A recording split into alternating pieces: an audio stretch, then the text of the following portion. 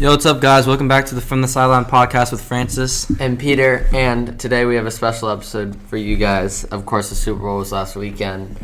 But the first order of business today is going to be us talking about the Seahawks and the coaching moves that they made. Then we're going to talk about the championship games, the results of those that we didn't get to cover, and then obviously the Super Bowl. If you're new, make sure you follow, hit the notification bell, and listen to all of our other episodes. And thank you so much for listening. And make sure you listen to the full episode. Thank you. Let's get right into it. And also, since the football season is officially over, we're probably going to be starting to shift gears over to more baseball content primarily. And then we're going to do like a mock draft somewhere in the next 2 or 3 episodes. So stay tuned for that. Okay, so we're going to go from, as Peter said, we're going to go Seahawks coaching and then championship games and then Super Bowl. So starting off with the Seahawks coaching changes, I am just super excited, super optimistic with these coaching changes, coaching hires. First off, obviously, Mike Macdonald, new head coach, former Ravens defensive coordinator, just an A-plus hire from the Seahawks. He's a stand-up guy.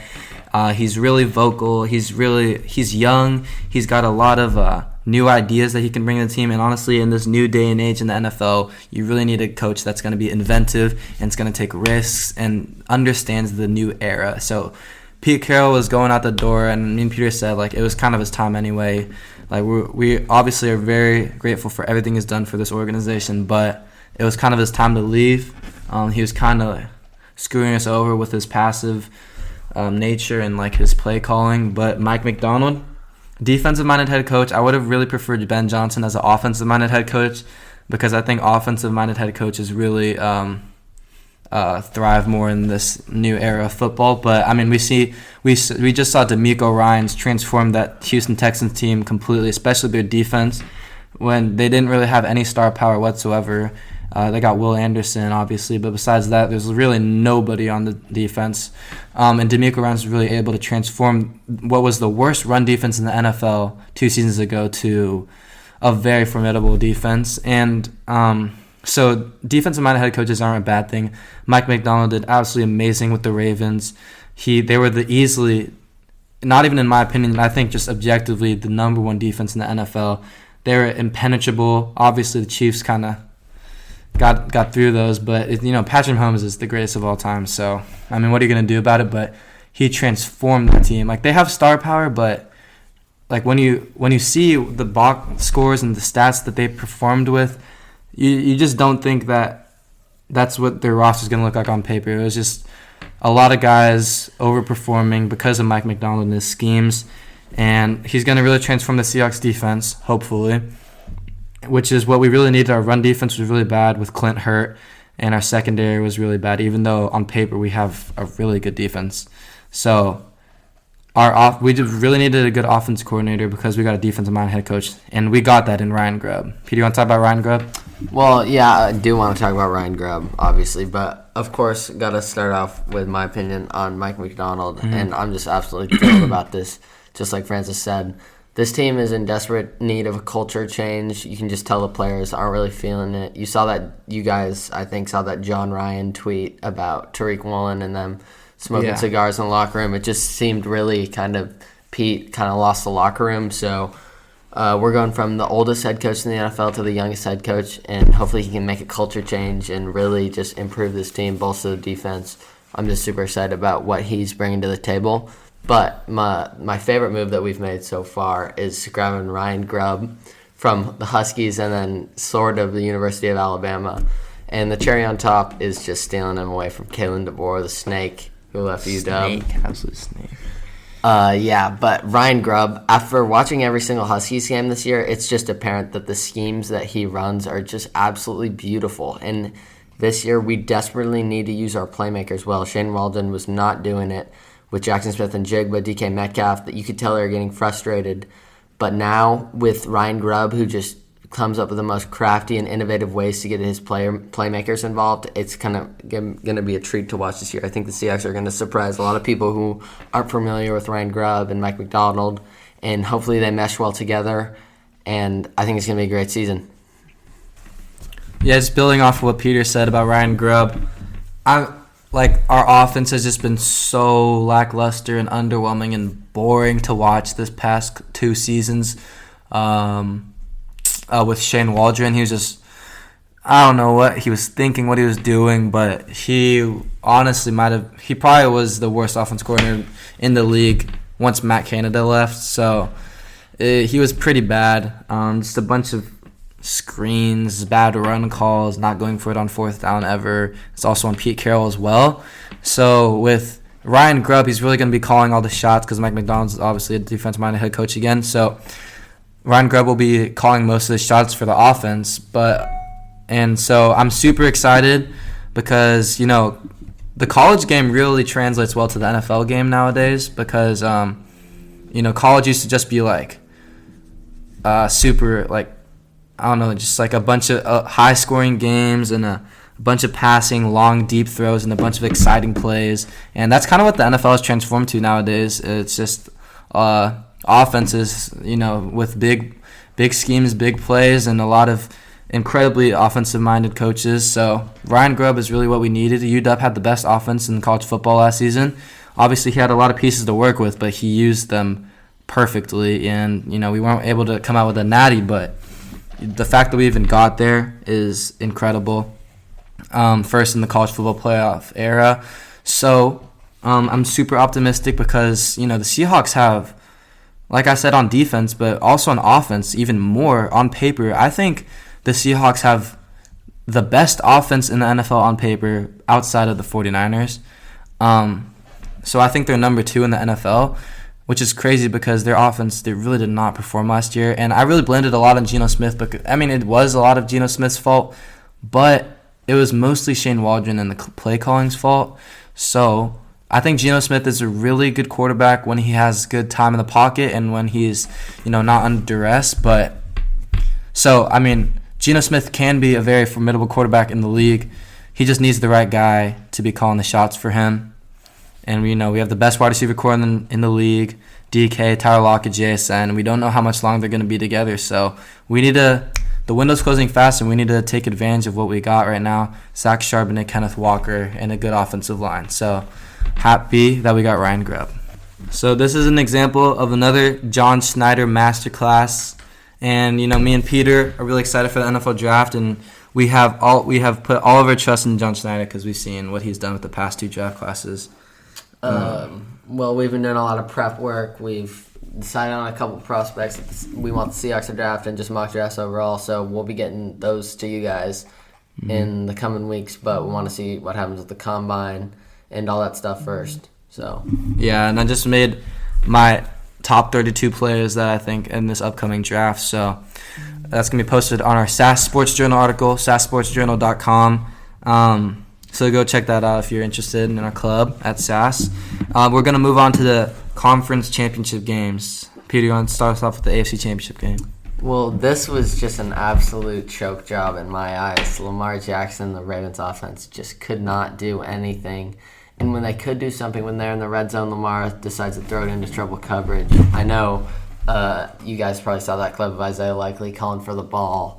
But still, there's no excuse to throw it into triple coverage with a safety coming in. It's just it was a bad throw too. Just hand it right to the defense, destroy the momentum, and then obviously Zay Flowers fumbling at the 1-yard line. It threw off the momentum of the game. But even with those 2 crucial moments, the Ravens did not play well at all. Lamar he wasn't running the ball at all, which he did throughout most of his MVP season this year. And it was just kind of shocking that Todd Monken, the offensive coordinator, was just so afraid to have Lamar do what he does best, run the ball.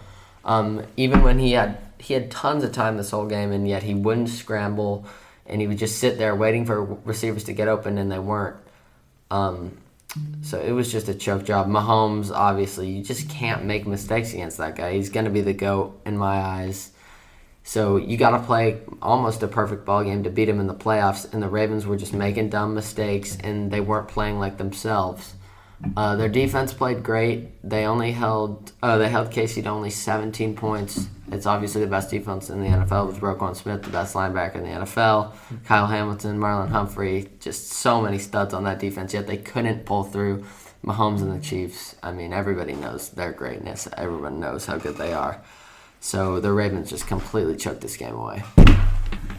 Yep, completely agree. The Ravens did choke this game. I think it was their game to win. I think they were the best team in the NFL by far last season, especially in the regular season. But then Lamar in the playoffs just, I don't know, something about it is not the same as the regular season. That performance against the Chiefs made me forget about his MVP caliber season. So, I mean, it was just a really, really bad performance by Lamar Jackson and their offensive coordinator.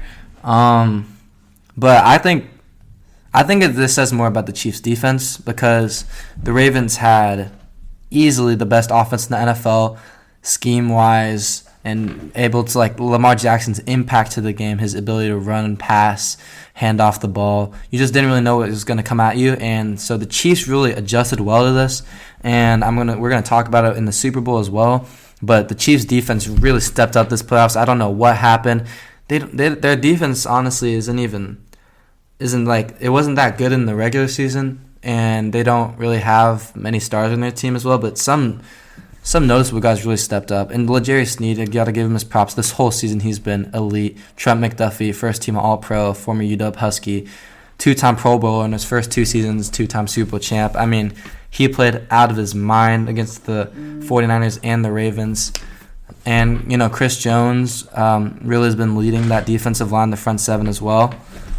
Just want to add a little thing. I'm going to let Francis keep talking in a second here, but I just wanted to say that Chris Jones is the most underrated player in our generation. Mm-hmm. He does not get the love he deserves because of Mahomes, but he's had multiple Defensive Player of the Year caliber seasons. It's just he's played against better competition. And to be a defensive tackle and just bat down past him and have that much of an impact in the game is just insane. So just want to give him his props. Yeah, and then also after this game, I was just in awe of Patrick Mahomes, and I was just never going to doubt him ever again. And this performance by Patrick Mahomes against the Ravens solidified him as the GOAT in my head because, I mean, he's just, in the playoffs, he's not even a human anymore. And Tom Brady, I mean, you could say the same about him, but he had a great squad around him. Patrick Mahomes really doesn't have much. Aging Travis Kelce, who's really on the decline in his career. Rashee Rice is the wide receiver 1. He's a rookie, wasn't even a first-rounder. It's crazy. And Kadarius Toney, they healthy scratched him, which is really sad. I don't even think he really deserved it. And then Marquez Valdes-Scantling is a wide receiver 2. The guy was notorious for dropping ball, like easy catches that could have won them the game the entire regular season. And who, like Sky Moore, really didn't show up for them this season at all. Patrick Mahomes is just able to manage and lead this team so well. It just blows me away every time I see him in the playoffs.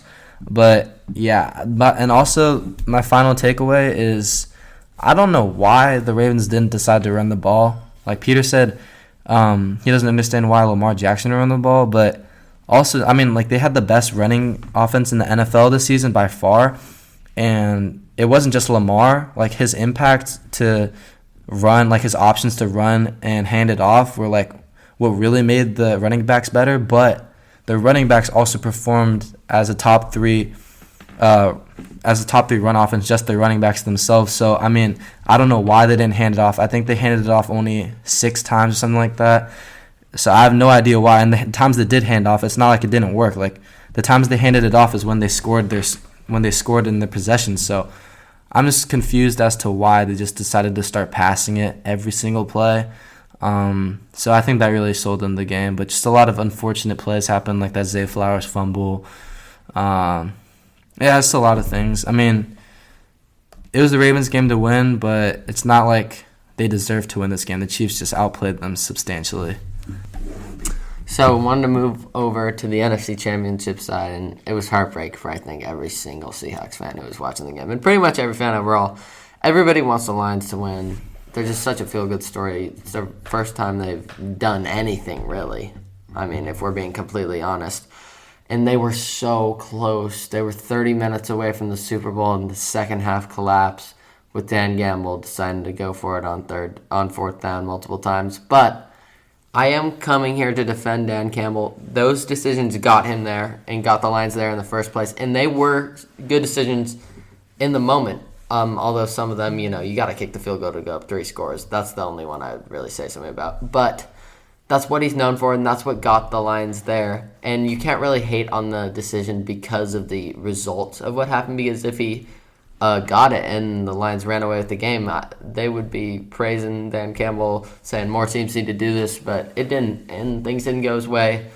But just a brutal defeat for the Lions. It hurt so bad for all those fans. I know everybody wanted to watch them in the Super Bowl, but they still played a heck of a season. And the 49ers, man, I don't like them, but they always find a way to come back. They just have so many playmakers that it's hard to just neutralize their offense for an entire 60 minutes.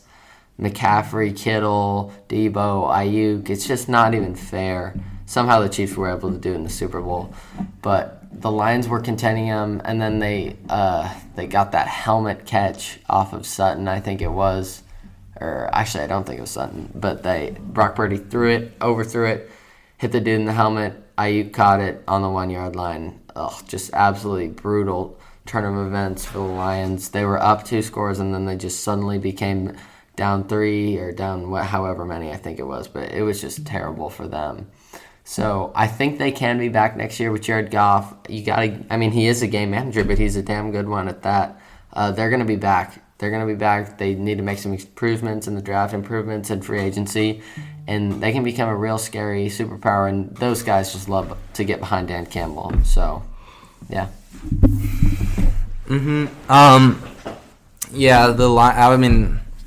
I was going to turn off the game because the Lions were up by so much, and at halftime, I was like, there's no way the 49ers could possibly come back the way they're playing right now.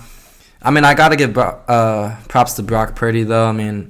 I'm like the number one Brock Purdy hater, but at some point you got to realize, like, even if you have this many weapons and there's this many stars, all pros on your team, you still got to make the right reads and the right decisions. And I know it's probably easier for him in his position, but he does it, he gets it well, and he makes accurate balls most of the time.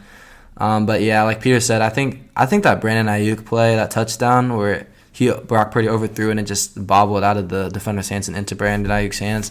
I think that's just like the play that really epitomizes that whole game. Just a lot of miscues by the Lions and the 49ers getting bailed out a lot. And like those 2 fourth down go for it calls by Dan Campbell, don't think they're bad calls whatsoever. I saw like RG3 had a post on Twitter about it or something saying like at some point you just got to like kick the ball, but there were so many drops by the players. Like I think Josh Reynolds had two or three drops that were wide open catches for first downs, and I think one of them was one of the 4th down calls, and then the other 4th down call I think should have worked, but it didn't really work out. I think there was a missed holding call on that play as well. So it's a lot of unfortunate mistakes from the Detroit Lions, but the fact that they got that far, they were a really good team. Their offense and their defense, I keep saying this, but their defense is like, the Lions defensive coordinator really transformed this Lions defense because they really have no star power whatsoever. Like I wouldn't count Aiden Hutchinson as a star at all. Brian Branch. Yeah, Brian Branch isn't a star. He's a rookie. And he is not even. He's not, but he wasn't even like close to winning Defensive Rookie of the Year either. So he's not even really a star. And I think they had one guy that I think really stepped up was I don't know his first name, but it's Melifonwu. He's like their safety, and he blitzes really well. He's really good in coverage, and he had a lot of clutch interceptions for them late in the season and in the postseason. So their defense really stepped up towards the end of the season. Their offense was elite, and the fact that they got there is incredible. Props to the Lions, but I honestly thought that the 49ers deserved to win that game anyway. If you have that level of offensive play, and then that caliber of defense, I just don't know how you lose that game. I think they should have won it from the start. Like, they're definitely the favorites in my eyes, but then the Lions got off to such a hot start, but they just couldn't hold on to it. But I think if you switch Brock Purdy and Jared Goff in the situations, I think Jared Goff is a Super Bowl winner and MVP, and I think Brock Purdy with the Lions is not in the playoffs. So I think that's just how talented the 49ers roster is. So unfortunate for the Lions, but going on to the Super Bowl is 49ers versus Chiefs, obviously. Chiefs came out on top. Really lackluster, underwhelming game in the first half. 0 touchdowns scored by... Wait, did the 49ers score a touchdown in the first half? Yeah. Yeah. 10-0. No, it was like 10-3. No, the Super Bowl. Yeah, they were up 10-0. At half? No, not at half. At half it was like 10-3, right? Yeah. Yeah, so it was a pretty lackluster game. The Chiefs didn't score a touchdown until late in the game. You know, the finish was crazy. Missed PAT by Jake Moody. Super unfortunate. Would have won them the game, but also a lot of fumbles. Christian McCaffrey first drive. They were moving down the field, and Christian McCaffrey fumbled. Really rare fumble by Christian McCaffrey. And then Patrick Mahomes and the Chiefs marched down the field, and he threw one interception, and they also had a fumble as well. So, you know, a lot of turnovers by each team. And the Chiefs, I mean, like I said, Patrick Mahomes is the greatest football player of all time. So, I mean, as good as Brock Purdy has played this whole season, and as good as the 49ers roster is and how much talent they have, you can't stop Patrick Mahomes. I honestly thought Brock Purdy played a really good game, but not as good as Patrick Mahomes, obviously. So, honestly, if they even had an above-average quarterback for the 49ers like Jared Goff, they easily would have won that game with the amount of talent they have. But, again, I want to give my props to the Chiefs' defense because the 49ers have the second best, if not the best, offense in the league. And the Chiefs were able to stop the first and the second best offenses in the league, in the Ravens and the 49ers, and hold them to such little points and let Patrick Mahomes and the offense score a lot. So, yeah, I mean, there's not much more to say about this game, but, you know, besides Patrick Mahomes. So, Peter, you want to touch on anything? I mean, I don't have a whole lot to say, but other than just Mahomes is going to be Mahomes. You just can't mess with that dude in the playoffs. He's Brady 2.0, except he's more of a talented player, and he's going to be haunting us for generations. But I do have one thing to say. People forget how Tom Brady didn't win a Super Bowl for a 10-year stretch during the middle of his career. If Mahomes doesn't do that, he's going to be the GOAT. There's no question. He's only 28 years old. He already has 3 Super Bowls, 2 MVPs, 3 Super Bowl MVPs. That's a 2-3 best quarterback resume. I think he's right there with Joe Montana. So he's just going to scare the rest of the league. He's going to leave a generation of quarterbacks ringless just because he just wins so much. He's going to be the GOAT. So, yeah, that's going to wrap up this episode. Really optimistic about the Seahawks coaches hires, me and Peter both. And, you know, to me, this was a really lackluster NFL season. The regular season was kind of mid, and then the postseason was also pretty underwhelming. The Eagles were really unsuccessful. The Cowboys, I thought they were going to do really good, make it to the Super Bowl, and they just got eliminated in the first round. Got absolutely obliterated by the Packers. Yeah, the conference championship games and the Super Bowl were both like pretty not good to me. So we didn't really have that many thoughts besides that. So that's going to wrap up this episode. Thank you for listening. Yeah, thank you guys so much for tuning in this NFL season. We'll be back at it next year. But for now, we're going to switch to off-season content and then MLB and then maybe a little bit of NBA. Yeah, so make sure to look forward to that. So thank you so much for listening to this full episode. Thank you. Bye.